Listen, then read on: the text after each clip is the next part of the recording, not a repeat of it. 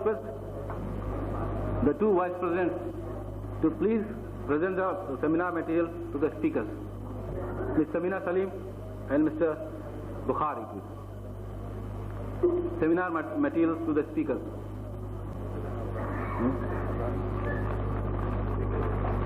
I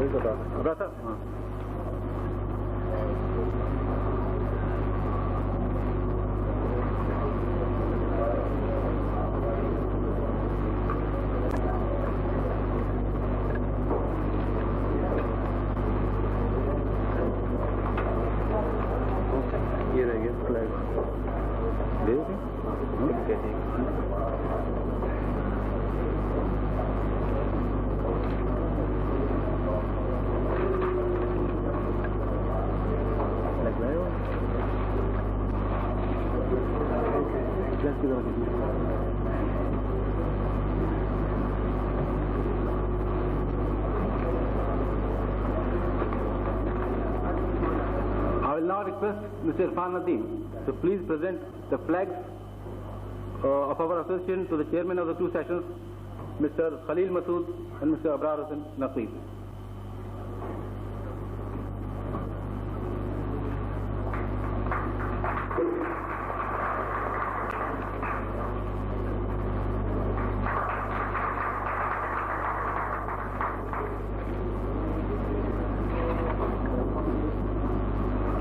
I will now make a brief introduction of the two speakers. The first one is Mr. Abrar Hussain Khan. Mr. Abrar Hussain, who will be reading paper on change in Customs Act. Mr. Abrar Hussain is an advocate of the Supreme Court of Pakistan and is a member of the Sindh Bar Council and was elected its vice president in 1984. He was also elected president and the president of the Karachi Bar Association in the year 1974-75 and 79-80 respectively. He is an author of several law books. Mr. Ijaz Shafi will be reading paper on Central Excise. Mr. Shafi was born on 1st of June 1945 in Chinnaut. Mr. Ijaz Shafi was brought up and educated in Bombay. He migrated to Pakistan in the year 1969. He is director of Messrs. Diamond Rubber Mills Limited, Diamond Chemicals Industries Limited, and proprietor of Diamond Industries Enterprises. He is dedicated to the cause of the development of industry and has contributed largely to the progress of industry and the economy of Pakistan. He is presently the president of the Pakistan Plastic Manufacturers Association and the vice chairman of the Site Association of Trade and Industry, Karachi. He is an active member of the advisory committee of the Central Excise and Sale Tax, Income Tax and Custom House Appraising, Karachi. I now hand over you to the two chairmen, Mr. Khalil Masood and Mr. Abrar Hussain Naqvi. But I want to make a small request. In the question and answer sessions, if anybody wants to ask any questions, they must come to the mic and ask the question from there because other people don't hear the question. Mr. Khalil Masood and Mr. The second technical session, I request Mr. Abrar Hussain to kindly read his paper.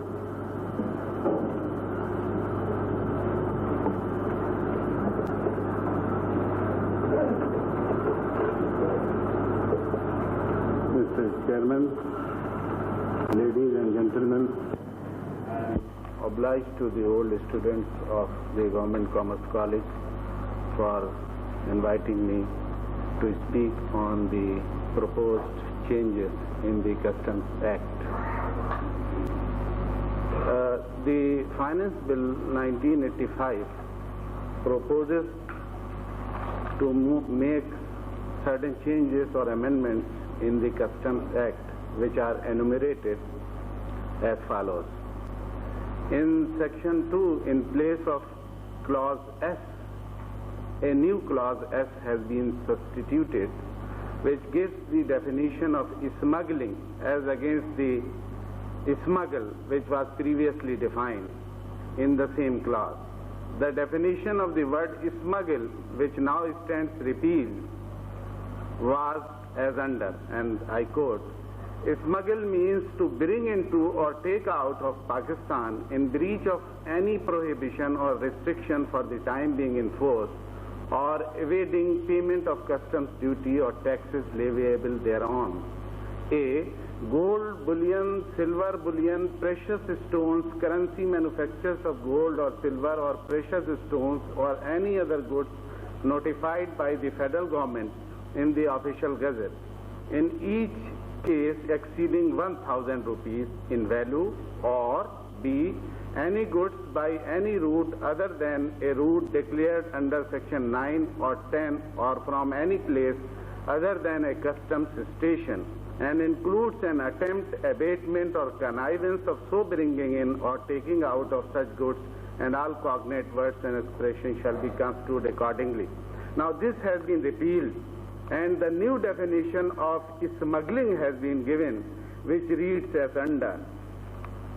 Smuggling means to bring into or take out of Pakistan in breach of any prohibition or restriction for the time being in force, or evading payment of customs duties or taxes leviable thereon, any goods by any route other than a route declared under section 9, or through any place other than a customs station, or any goods notified by the federal government in the official gazette, clearance of which at a customs station is sought or effected through concealment, fraud, or misdeclaration, and includes an attempt, abatement, or connivance of so bringing in or taking out of such goods, and all cognate words shall be construed accordingly.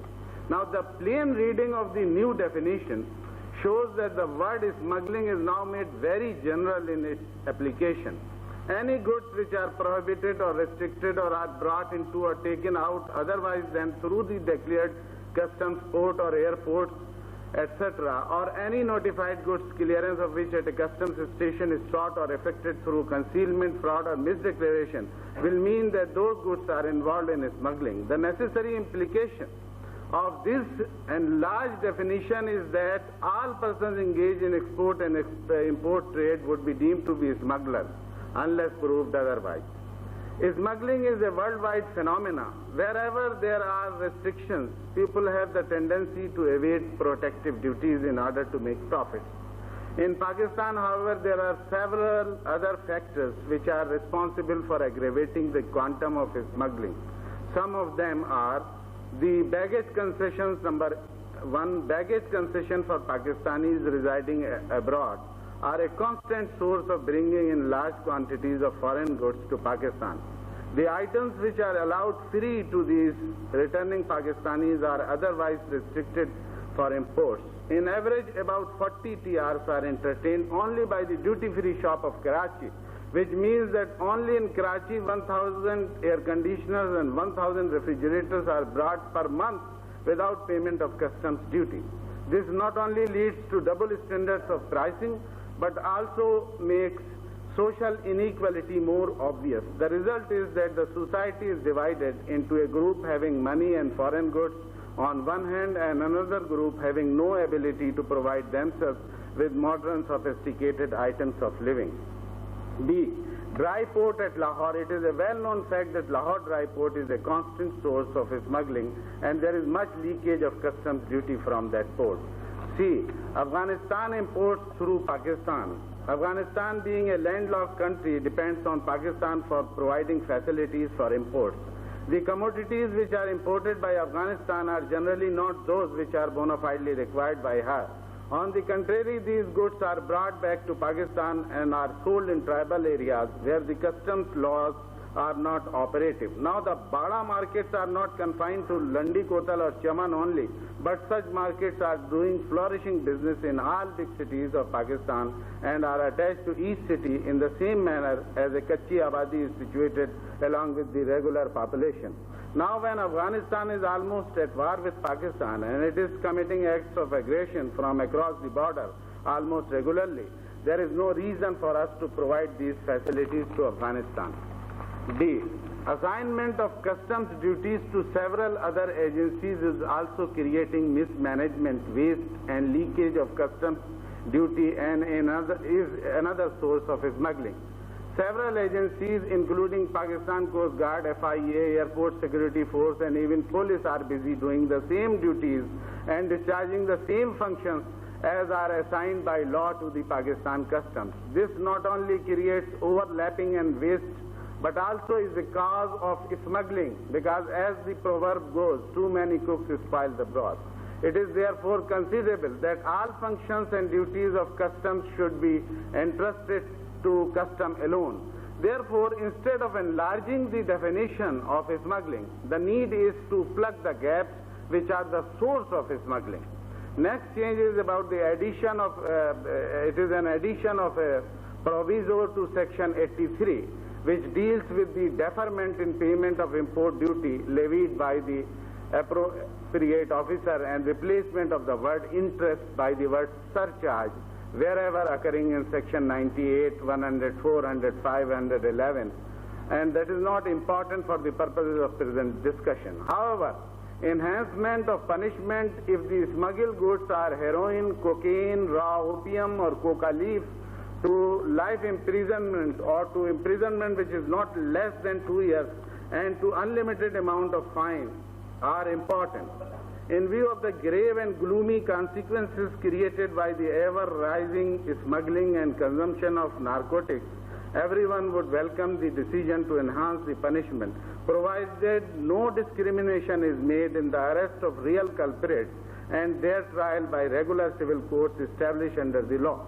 This has been made possible by amending the table of subsection 1 of section 156 of Customs Act. In the same table, a new item as item 47A has been added, which is according to which if an importer fails to clear any goods for home consumption or warehousing or transshipment within 1 month of the date of unloading, then he shall be liable to a penalty which may be to the tune of the value of goods.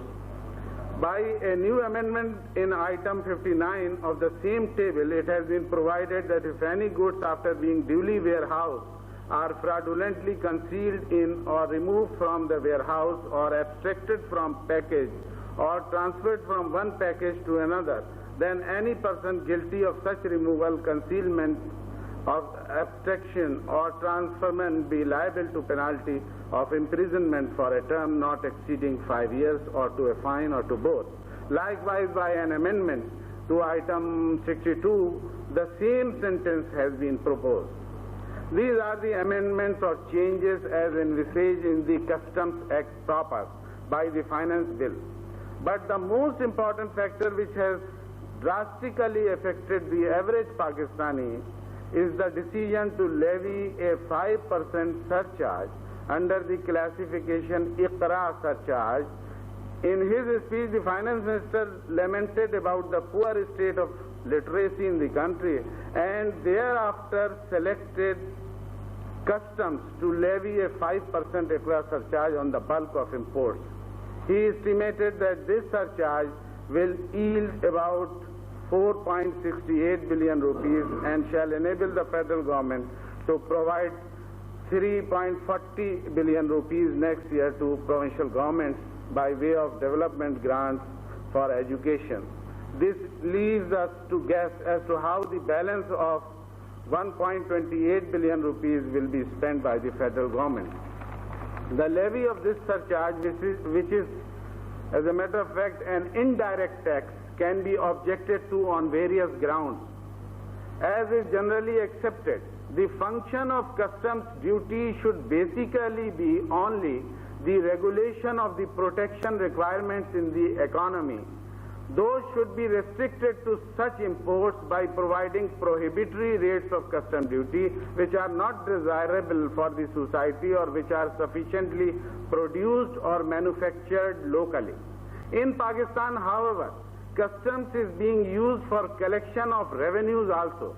Therefore, other government agencies like excise, etc., which also collect the revenues, become useless as their functions are entrusted to the customs. This opens a floodgate of different pressures which are brought upon the Central Board of Revenue from time to time during the whole fiscal year.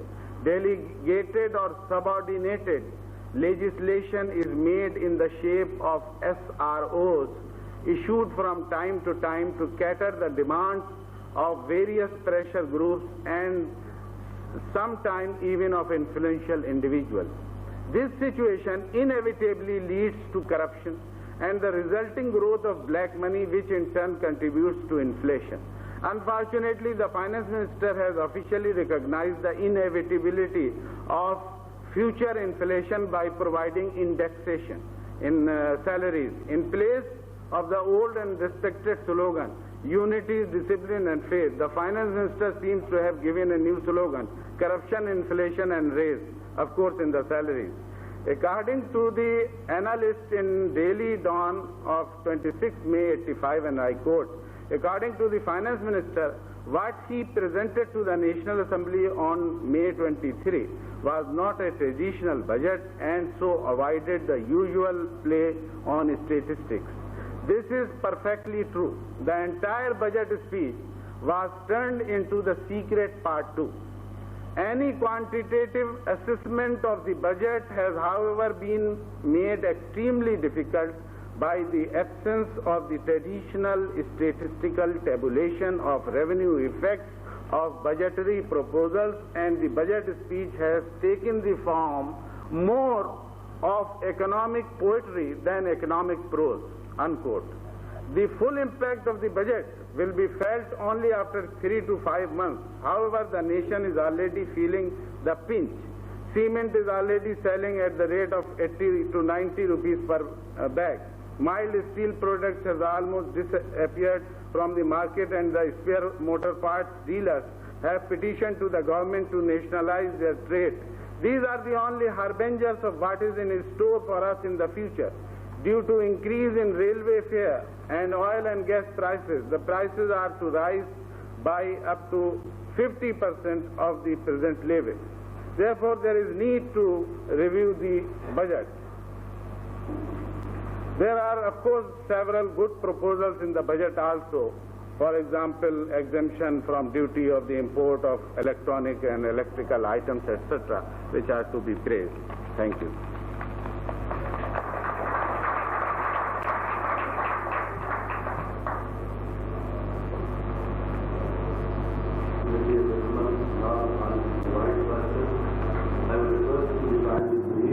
Because of the time constraint, you can ask any question you feel like. And kindly use the mic.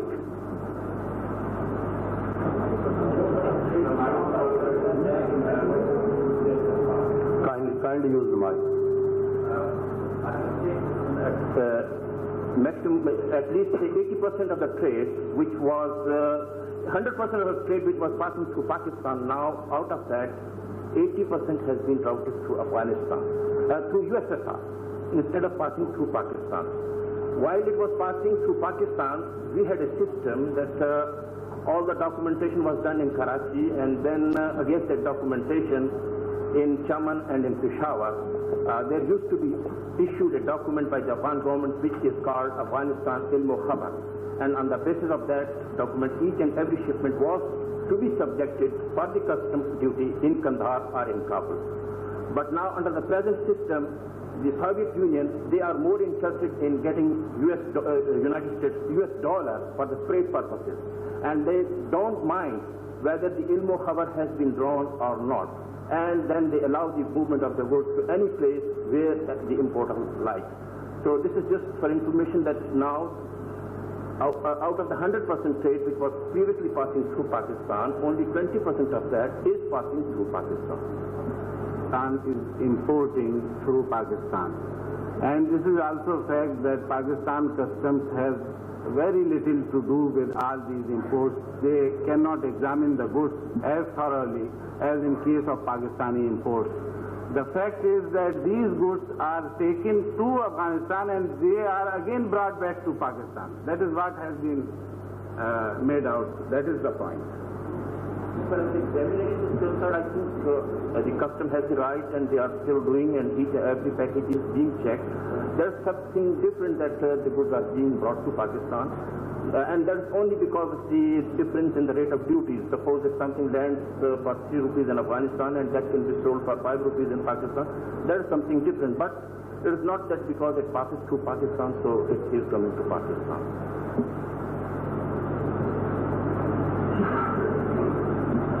So Vice Section 47A, the amendment has been made that the importer would be penalized if the goods are not cleared within 1 month. Now the point is that what would be the fate of the consignment for which the documents have not arrived?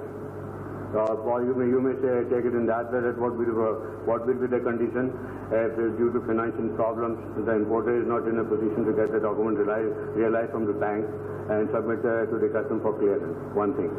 The second thing, yes, the same penal action will ensue as is provided by the Customs Act. No, but who would be responsible for the same? For what? I mean, for the delay in the submission of documents, supposing that the documents do not arrive due to maybe postal delays, due to some bottlenecks with the customs, beg your pardon, with the banks and all that, who is going to do it? Why the importer should suffer? Yes. For that there is discussion with the customs officers, and of course it differs from case to case. It will be taken to the relevant authorities and that will be decided. But the fact is that if the goods are not removed within 1 month, then the same penal action will ensue as is provided by the Customs Act. The goods may be auctioned and etc. etc. I mean, the point, the thing pointed by you relates to Section 82 regarding the auction of the goods. Now in this case, the Section 47A relates to the goods, I mean, to penalty on the importer. Yes. Leave aside the question of Section 82, which is already there, which says that the goods would be auctioned after a month or so, if not clear. Now, what I mean to say is that according to Section 47A, we must get the goods cleared within 1 month. Means, of course, from the port premises. You mean to say that there should be no penalty even if the goods are not cleared within a month? That is absolutely unfair. That is absolutely unfair. Yes, there should not be any penalty if the goods, due to the delays in documentation and others, financial problems and lot many other aspects. Yes, lot many other factors. That is correct. That is absolutely That is unfair. correct. It is harsh. Yes, you are right. One more thing regarding the amendment subsection 59 in section 157, 153, I beg your pardon, of the penalties and offences. The goods which are lying in the bonded warehouses. You might be aware that the bonded warehouses are being manned and are being, they are directly under the charge of the customs. So those customs people are in charge of the sale. Now, if the goods are removed from there fraudulently or by any means, or they are tampered with, or they are removed, or something of that sort, who will be responsible? The customs people, for whom this action has been made, or the importers. Your point is that if from the warehouse, if something is extracted or something is added, then only the customs should be responsible. Exactly. Or any other person who is conniving with the staff, he should be responsible. That is what is provided by the law that is provided. Any other question, please?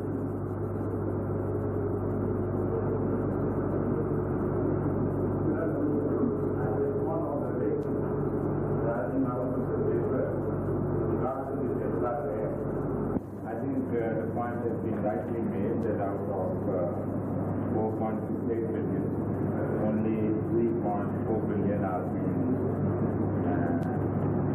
given to the education, and the rest is really a revenue making.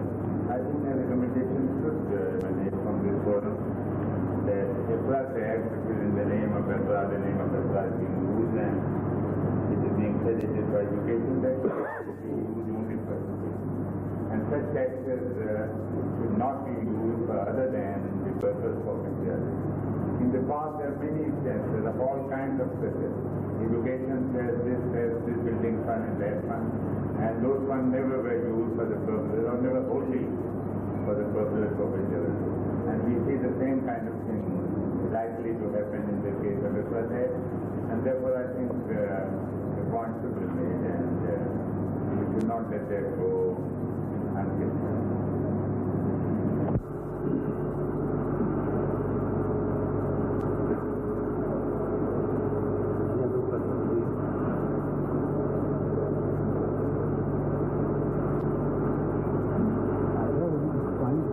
मेरे करोड़ों कभी नहीं हो गया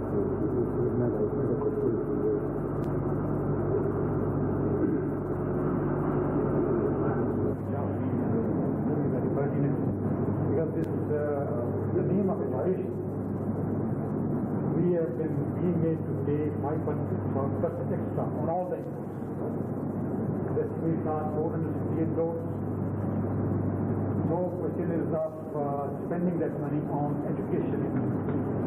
So, what is the machinery to ensure that this money is not only collected and spent on the education as such? That is really worth consideration. Accounting as well as expenditure to monitor it, whether it really goes towards education or not.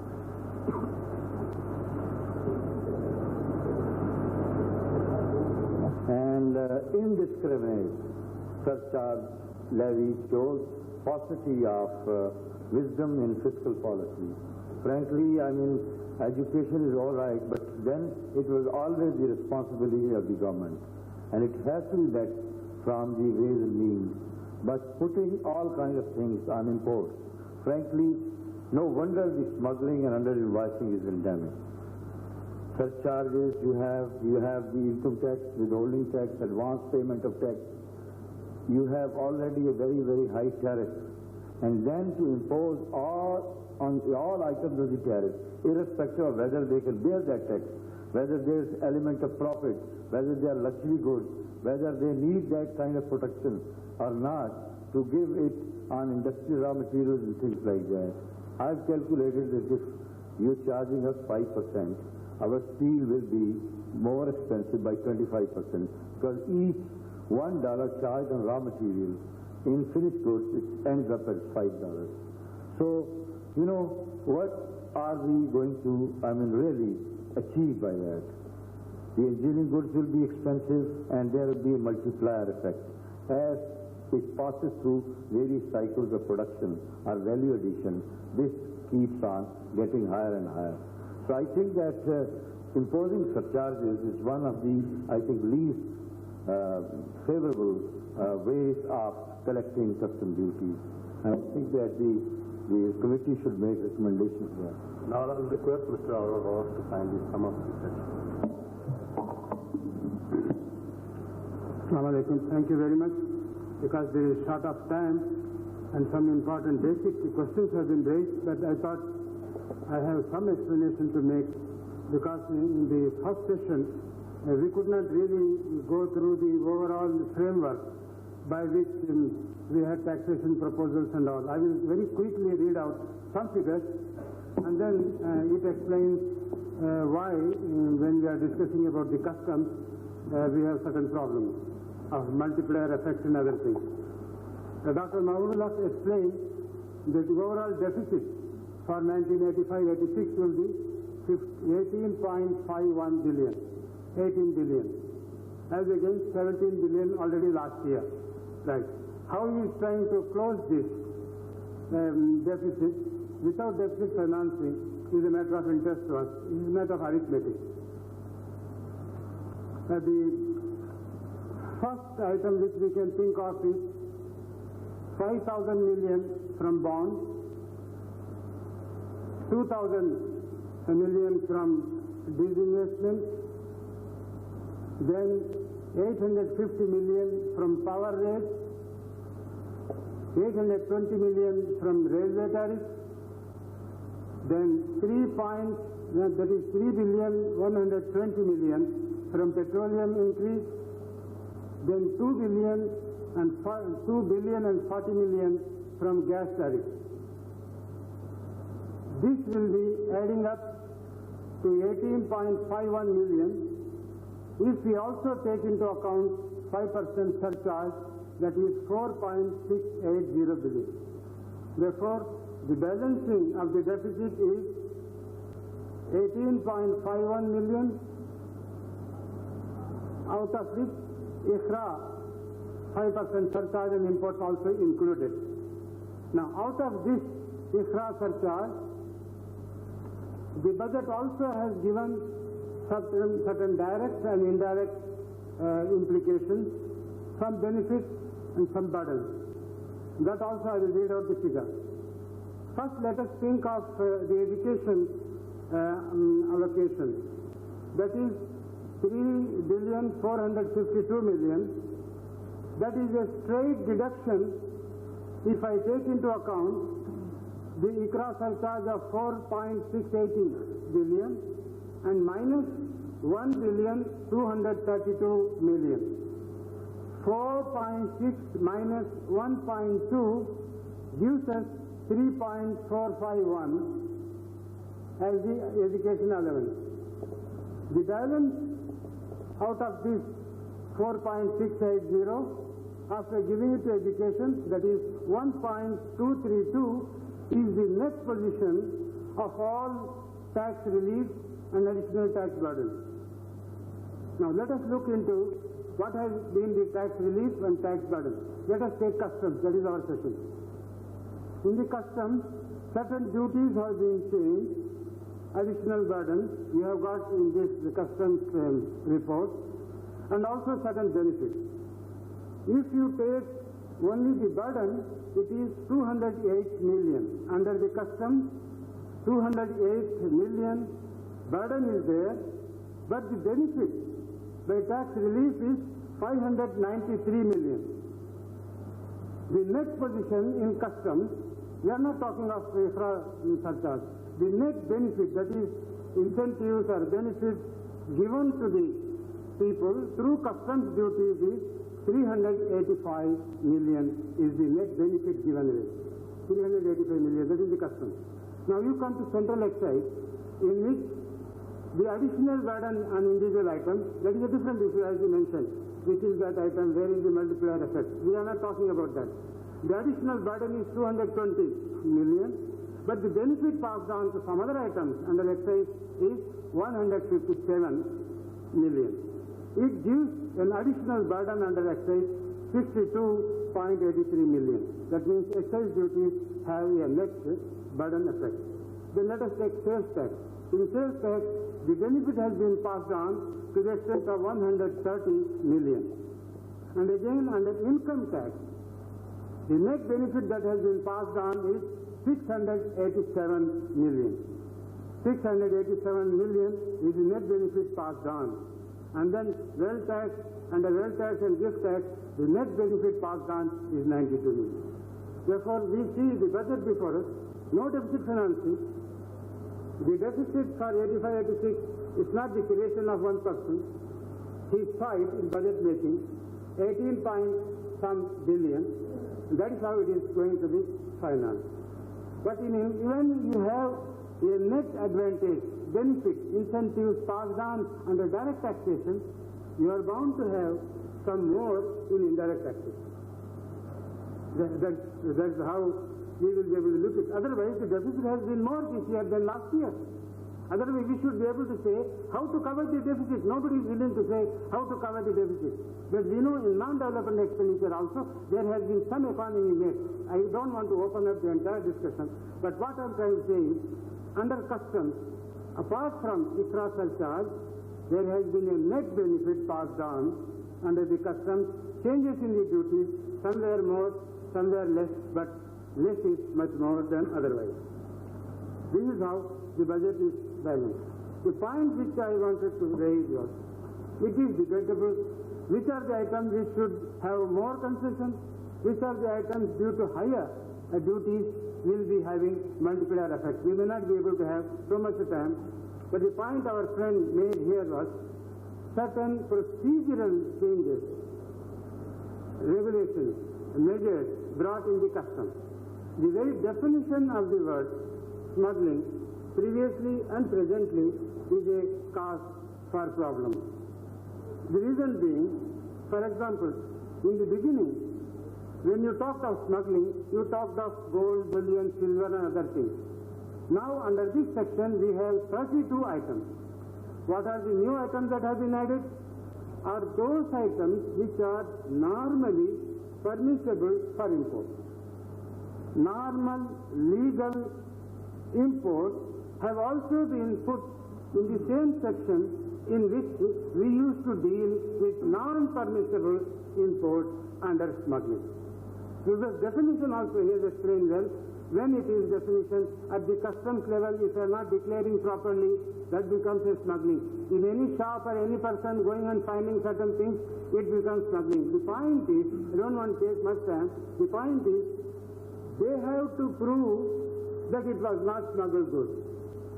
And then also, it becomes a criminal offense. Therefore, if in a shop or somewhere, if certain goods like this, for example, auto parts, spark plugs, tires and tubes, cigarettes, betel nuts and leaves, razor blades, medicines and pharmaceutical products, electrical appliances, woolen fabrics, even man-made fabrics. If these items, and as these items have been covered, the part of 32 items in that section which deals with smuggling, then because smuggling attracts penalty in terms of a criminal offense, therefore that is the big hue and cry that is going on. Therefore, if we have understood this point, some suitable recommendations could be made. The other point is,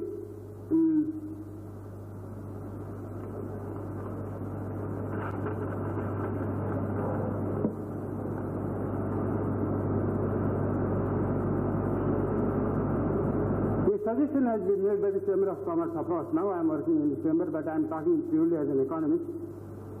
They would like to have these problems sorted out by detailed discussions with the customs authorities and the government and also the business and traders. And then a proper consensus could be arrived at. Till then, they would like that Sections 25 and 30 of the Customs Act, particularly with CGO number 5/85 dated 23rd May 1985, this may be held in abeyance or withdrawn. In the same way, in Section 157, there have been many ambiguities and harsh treatment. It may also be withdrawn till proper discussions are held. One of the problems that has come in the market due to which some people talk of strikes and other things, particularly the auto part people, is there is a procedure now laid down. The procedure says which are the genuine parts, which are the non-genuine parts. And then the rates have been fixed for the genuine parts. But the representation is the non-genuine parts are coming from all sorts of sources, which are certainly cheaper than the genuine parts. And if the present provision is whatever rates are fixed for genuine parts, for the purposes of non-genuine parts, it will be a 20% reduction, does not seem to meet the problem. For example, a case has been given in which a particular part price is 50 cents, but the duty implications comes to about $6. I'm only giving an example. It's no question of a kind of a debate. The reason being now, the government has to avoid smuggling. In order to avoid smuggling, the sanction would be at the border.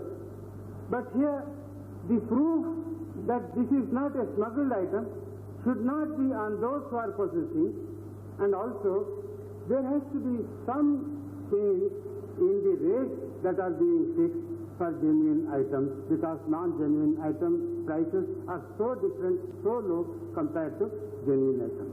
These are the one or two points within 5-6 minutes I could make. And of course, Mr. Masood has been very helpful. Therefore, they know all the implications. There is no big complaint, but it's a kind of a mutual understanding how this problem, which has come up with the new budget proposal, could be resolved amicably, smoothing out the problem. Thank you very much.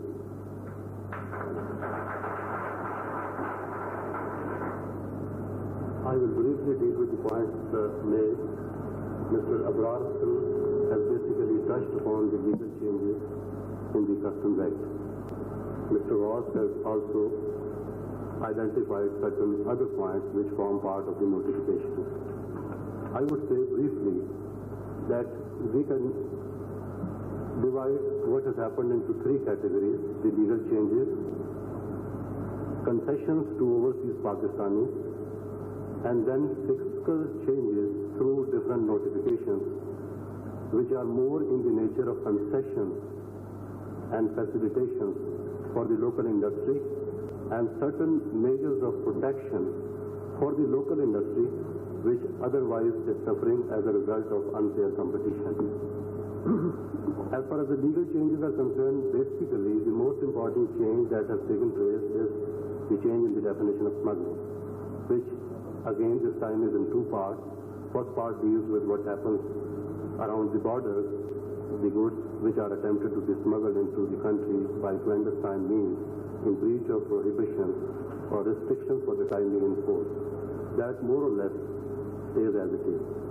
The second part is crucial, which needs some clarification in the sense that we are a member of the, as Custom Administration, we are a member of the Customs Cooperation Council, which is an international body, and this body has settled on a uniform definition of smuggling in a convention which was signed at Nairobi, to which Pakistan has also become a signatory. And according to this definition, therefore, smuggling, a person would be considered guilty of smuggling only if he attempts to clear notified goods through concealment, misdeclaration, or fraud. I think the definition in that sense has become restrictive rather than enlarged in the process. So anything coming via authorized route or a customs station, a person would be considered guilty of smuggling for those 32 notified items only if it's a concealment, misdeclaration, or fraudulent declaration, not otherwise. The second change, of course, is about what is happening in the field of narcotics, which is distressing for all of us. And in that sphere, the punishment is brought at par with the HUD ordinance, in which it can go to life imprisonment, but the minimum will not be less than 2 years and unlimited fine. Regarding Section 82 change, which one of our friends just mentioned, it is more, I think, psychological. See, a person who keeps the goods at the port, doesn't clear it, doesn't file the documents for clearance, and waits for the time to see that these goods end up at the time of auction, because probably what he has imported is in breach of the violation, and he prefers to keep the goods in the port, not come forward for their clearance. It is for that, covering that situation, basically, that this change has come. I will come to the second category, which is major concession given to overseas Pakistanis, which in a way solves a very big problem. It aims at solving a very big problem, which is the transportation constraint in our country right now. That an incentive, a very big incentive has been provided to them to gift or send otherwise through their earnings vehicles, buses and trucks of over 40-seater capacity and wagons, their components for assembly through local assemblers in Pakistan. The duty has been reduced from 30% to 15%, which is 100% in a way reduction in duty. Similarly, on smaller vehicles for them, for local assembly through the recognized assemblers in Pakistan, the duty has been reduced from 60% to 30%. And it is basically, as I said, measure aimed at trying to solve the transportation problem in the country. Then another major concession given to overseas Pakistanis is that presently a large number of Pakistanis are gradually returning back to the country because of, job opportunities getting dried up. That transfer of residence rules benefits would now become available only after 2 years stay abroad if the person is permanently shifting his residence to Pakistan. A third problem which we often observed at airports was that many Pakistanis who come bring certain things which they have brought temporarily and would like to take them back on their return. There was no provision presently in the law which now provides for a release of such things which they have brought against a cash security or a bank guarantee, which is a measure of facilitation in a big way for the overseas Pakistanis. Then other changes that we have, which have been made at the time of this budget, are embodied entirely in the notifications which form along with the finance bill which have been received by us. There are a variety of concessions and new incentives which, as I just said, have been basically given for the promotion of the local industry in the country. More important of them are total exemption of duty on machinery, equipment, which is brought for setting up dairy projects in the country and which are financed by the Agricultural Development Bank of Pakistan. Similarly, the drip irrigation system, which is becoming so common and so popular outside Pakistan, all equipment relating to drip irrigation system for greenhouses has been totally made duty-free in this budget. Then there is a total exemption of duty on machinery which is imported into the country for high-tech industry, which the government is now encouraging, particularly in NWFT and Islamabad.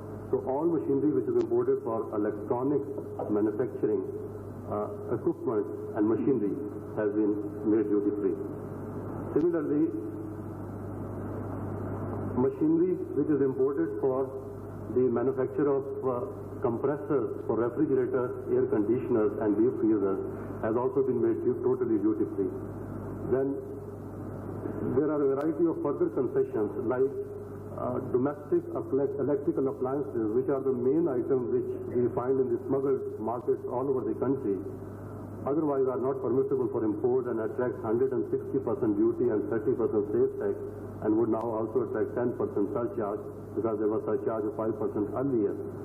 All components for the manufacture locally of all these domestic consumer electrical appliances, concessionary duty of 40%, which is a very substantial concession.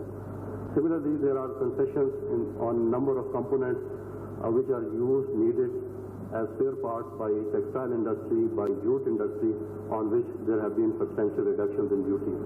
One of very major concession has been conversion of ad valorem duty on dyes into a composite duty of 40 rupees per kilo plus 20%, with a view to basically encourage qualitative printing and dyeing in the country. As a result, dyes which were in the range of $25 per kilo, the duty total effect of taxes came to almost 300 rupees, has now come down to less than 100 rupees. So I would say that the whole scheme that runs through, or the philosophy behind what has happened as far as the custom side is concerned, is basically aims at providing for concessions and incentives for the growth of certain industries in the country, and also certain protections like in the shape of a CGO, which is being discussed and debated, that if we have very good industrial units in the country manufacturing auto parts, which are of international standards and are being manufactured with international collaboration under franchise, then these should be protected from unfair competition. For example, if the authorized dealer in Pakistan himself says that the part that he is sending to Pakistan, its price is $8, then the part that someone is bringing for 50 cents and selling to me and you as a consumer at the price of a normal part, and it doesn't work for more than a month, and we go on replacing the part, we think it is a measure aimed in that direction to protect the consumer against cheating in that sense, because the Taiwanese parts are not really standard parts. Their import has been banned in Saudi Arabia and other Middle Eastern countries for this very reason, that these substandard parts are resulting as a result of certain failures into accidents endangering human lives also. But we have not gone for any kind of that measure. It is just a device which aims at bringing to us and to you and to everybody a genuine part. With these observations,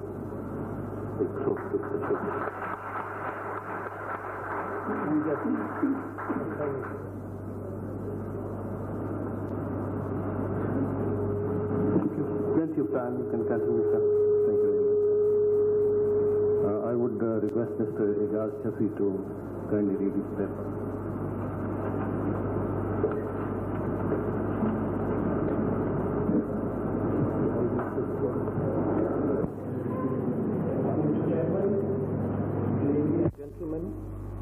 Assalamu alaikum. I wish to express my thanks to Mr. Irfan Nadeem for the honor he has done by calling upon me to contribute a paper at this seminar arranged by him on the changes in the Central Excise Act in the Budget 85-86. The paper, as it is, by a person who is professionally not a lawyer, but a businessman concerned mainly with the various provisions of the excise and sales tax laws which govern the working of his industry, manufacturing goods which are subject to payment of taxes under these two acts, in its practical application rather than its minute legal implication. The paper also deals with the practice and procedures adopted by the officials of the Central Excise Department in assessing and collecting the duty of excise and sales tax. In dealing with these points, I have endeavored, without being, I hope, unduly critical of the approach which the department usually adopts in collecting revenue and dealing with problems issues, to highlight the critical areas and pitfalls and the resultant inconvenience and loss to which the industry is subjected to. While writing this paper, my predominant emphasis has been to identify the areas which an industrialist usually neglects, as a result of which they find themselves having contravened a number of provisions of the Excise Act and rules, which almost all of them had found no time or the need to appraise themselves of. Needless to say that a deliberation on all these points is neither the intention of this paper nor could be possible in the short span of time which is available at our disposal. Viewed in this perspective, therefore, I felt desirable and expedient to restrict my discussions only to those provisions of the Excise and Sales Tax Act which is agitating the industry most. Before discussing the agitating issues, the position of the 85-86 budget is that no change has been made in the Central Excise and Salt Act. Only the tariff rates of certain items have been altered both ways. The first issue is that goods not subject to duty of excise, but only subjected to payment of sales tax, are given the facility of self-clearing procedure. No staff is posted at such factories, and they can remove their goods freely after payment of tax, of course. Plastic and rubber goods are also not subject to duty of excise.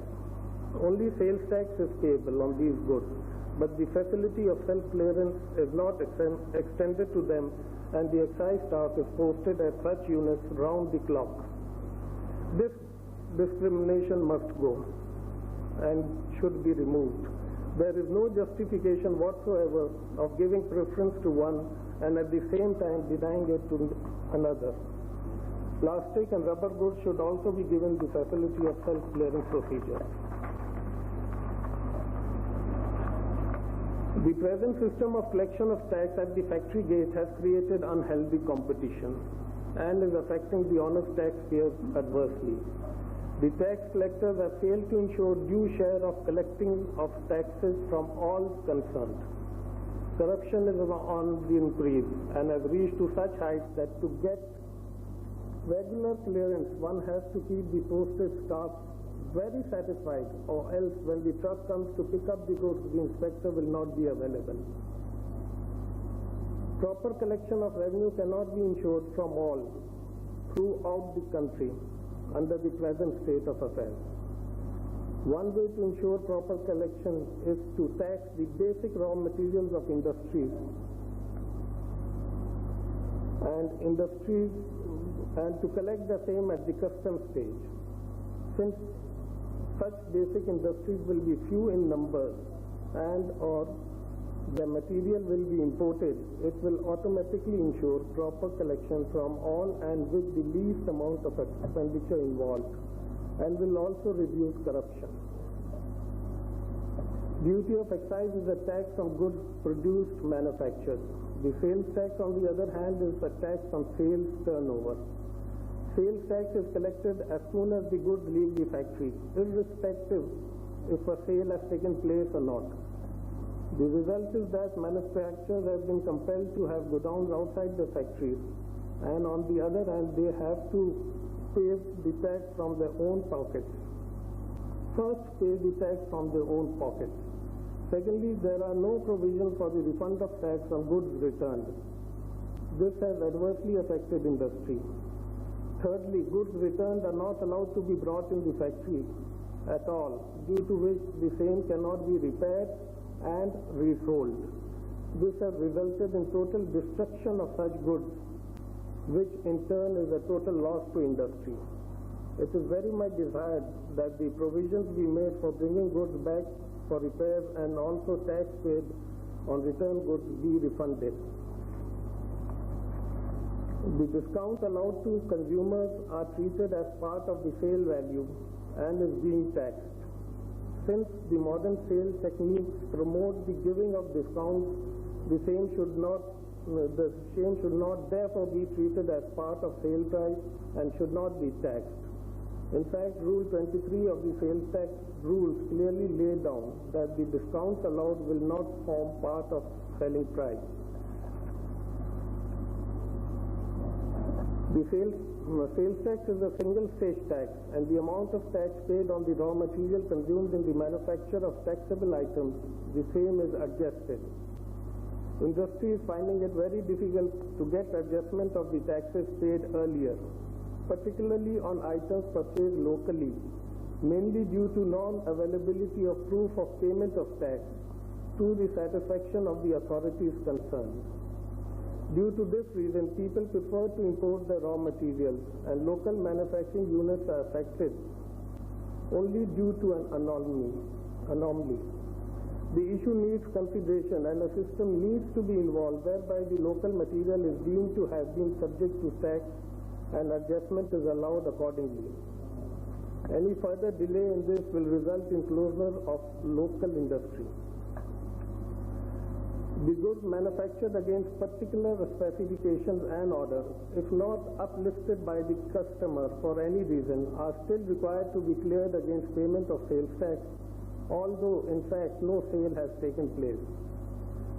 The law requires that goods be either destroyed, that too with the prior permission of the collector and supervision of the excise staff, or sales tax be paid. This is most unfair, as destruction means total destruction, whereas in many instances the material can be reprocessed and recycled. This situation needs to be rectified.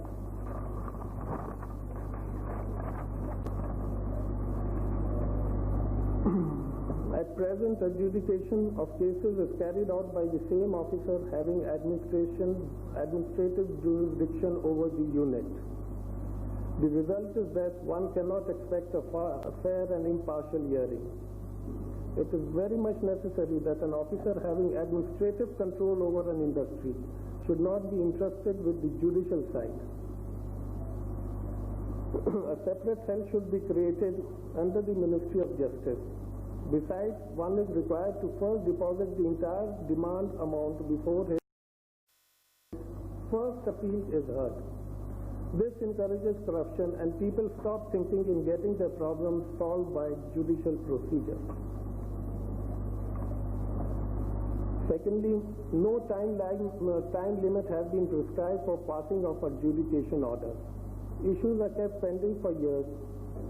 Thirdly, the time of 10 years prescribed for opening of cases is too long a period, particularly when both these taxes are indirect tax ones. As in the case of customs, the time should be reduced to 1 year. In the past meetings held with the department, particularly with the present collector, the day-to-day problems put forth are given due consideration, and on the spot orders are issued. I am sure if this approach continues, the difficulties and problems faced by both will be reduced to a great extent. The problems are amplified when the desired respect and confidence in the taxpayers constantly lacking. Unless an element of mutual trust is created, we would not succeed in improving the operation of both these tax laws. No amount of fear, threat, or abuse of power would yield result unless it is inculcated in the minds of the taxpayers as well as the tax collectors that taxes paid and collected will provide mutual respect. Thank you.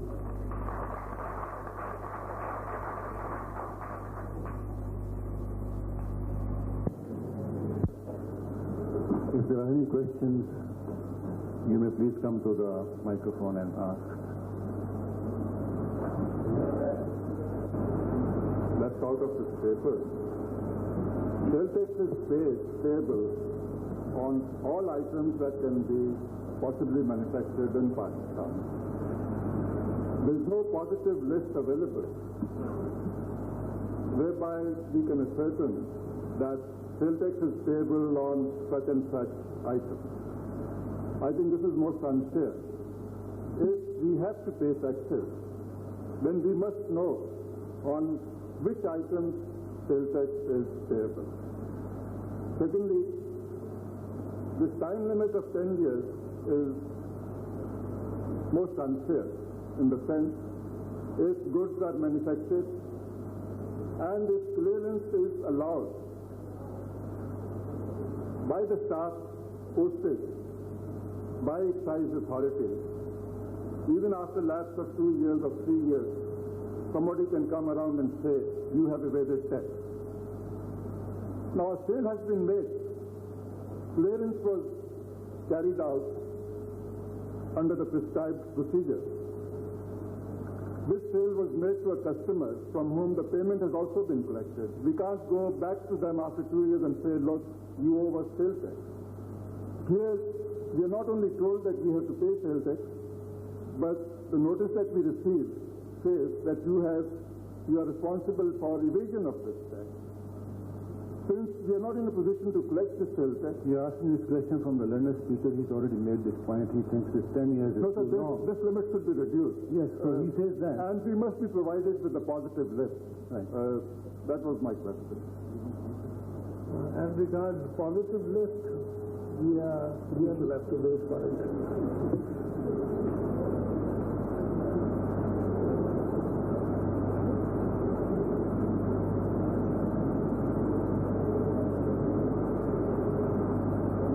Just an observation. The Sales Tax Act or the scheme in fact deals with all sort of goods manufactured or produced in Pakistan. Any activities which may amount to production of any goods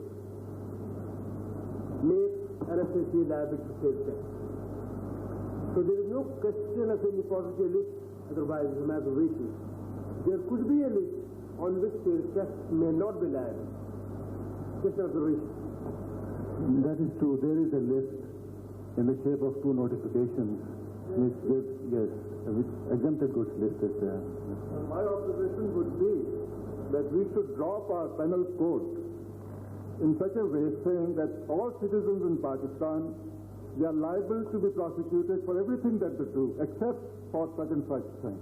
It's a thought. I just like to make a certain observation, which is true for all procedures and systems that we make. In case we specify the thing, then the basic principle or the basic need for having those procedures, which are very, very complicated, is that, well, the discretion would be lost. So if the machinery, the administrative machinery loses the discretion, then how the hell are they really going to be in business in which they really are? So we have a lot of income tax people here.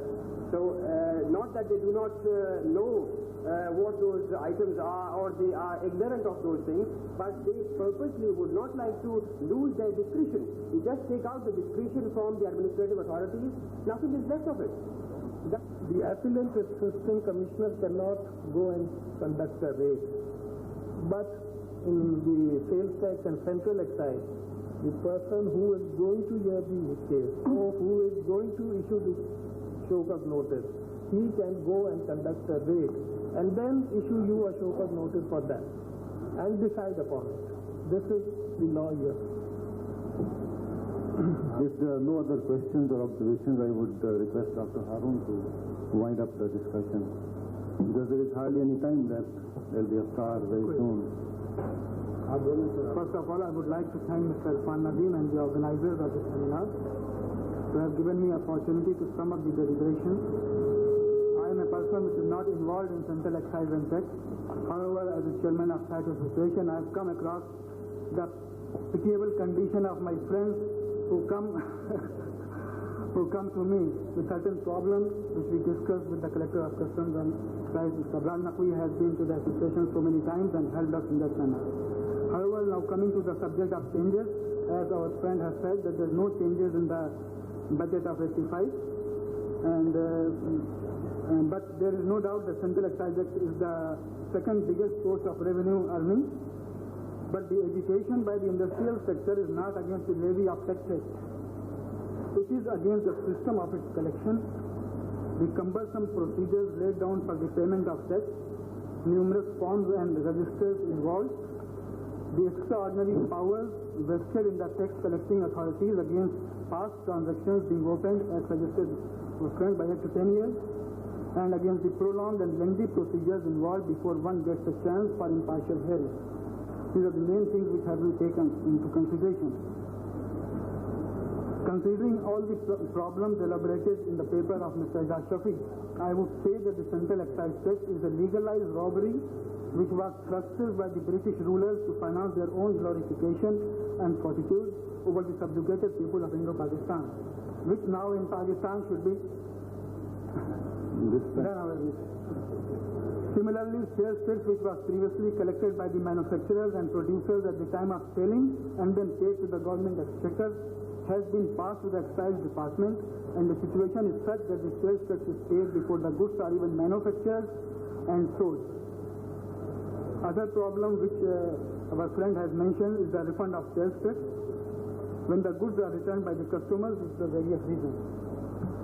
Another anomaly is the amount of sales tax paid by the manufacturer is also treated as selling price. I will take the example of pharmaceutical industry where we are exempted from the sales tax, but initially we have to pay the sales tax, but to get the refund it takes years and a lot of running around and incurring a lot of expenses, thus taking away the advantage in reducing the cost of production, which was the primary aim, I think, of the government, as the prices of the local pharmaceuticals are controlled by the Ministry of Health. These matters have been brought out at various levels.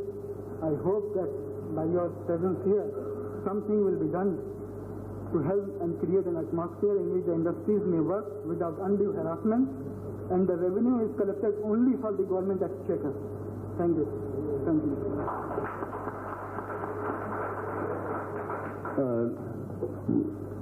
Gentlemen, the lady, there is hardly any time to discuss various points and issues raised by the learned speakers. I seem to be in the dock, and as head of the robbery department, I can throw some light on a few points. I would like that all the facilities which would streamline the procedures and which would expedite clearance of goods and which would eliminate all the hardships to the taxpayers are given to the taxpayers. I am with them.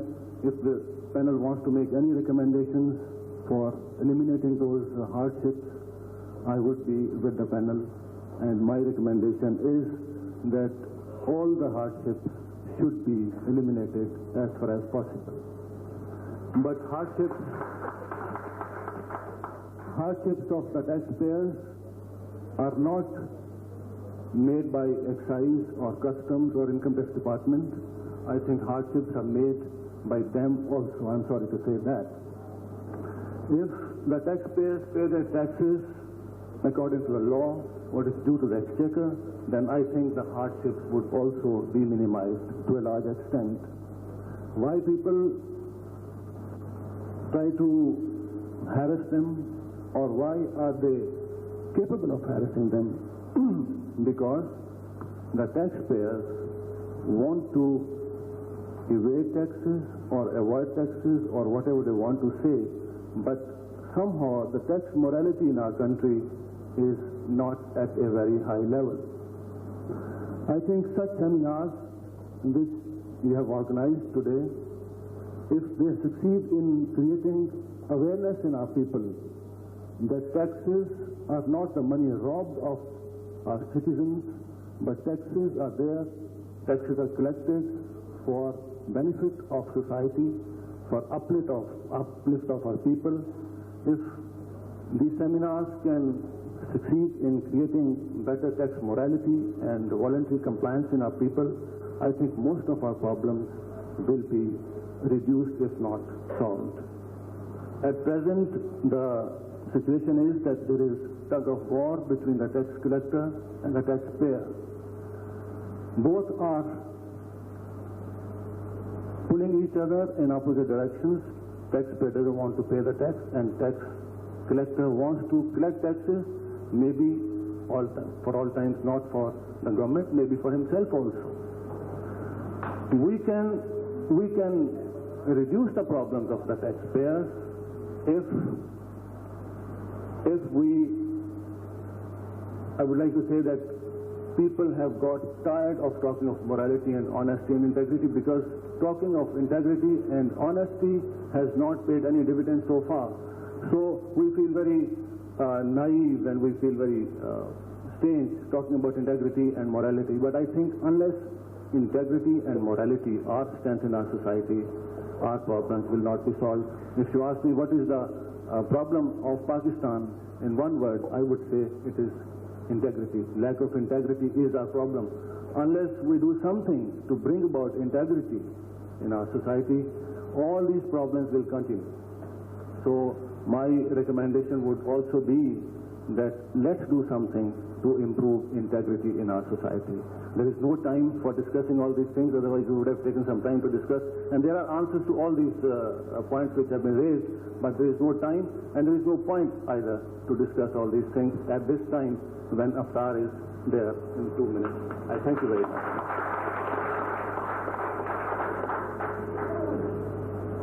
Do you want to say anything? Do you want to say something?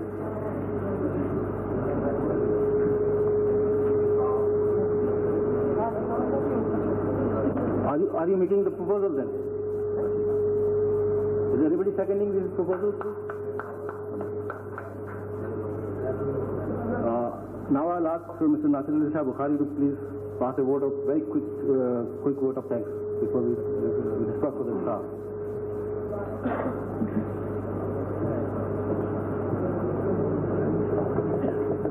I must say thank you very much for everyone.